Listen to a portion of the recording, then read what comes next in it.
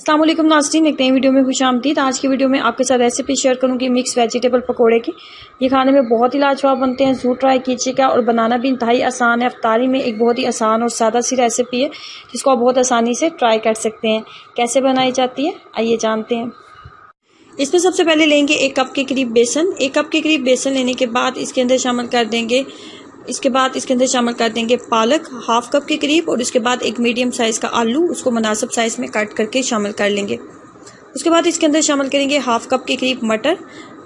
मटर को पहले बॉईल कर लेंगे। उसके बाद सब्ज़ धनिया और सब्ज़ मिर्चें। उसके बाद इसके अंदर एक मीडियम साइज़ का प्याज को भी बहुत बारीक कट कर लेंगे। तमाम चीज़ें शामिल करने के बाद इसके अंदर शामिल करेंगे खुश्क धनिया एक खाने का चम्मच। उसके बाद इसके अंदर शामिल करेंगे नमक शामिल करने के बाद इसके अंदर शामिल करेंगे लाल कुटी हुई सुरख मिर्च 1 टेबलस्पून। तमाम मिक्सचर को मिक्स करेंगे। मिक्सचर को मिक्स करने के बाद इसको ना ही बहुत ज़्यादा पत्ता होना चाहिए, ना ही बहुत ज़्यादा इसको आपने थिक करना है, मुनासिब इसको होना चाहिए।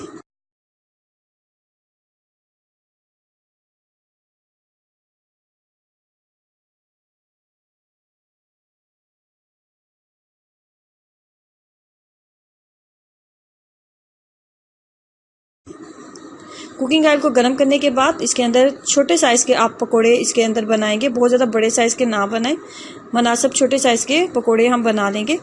जब पकोड़ों के ऊपर एक मुनासिब सा गोल्डन कलर आ गया तो पकोड़ों को उतार लें। बहुत ज़्यादा हाई फ्लेम के ऊपर इसको ना बनाएं।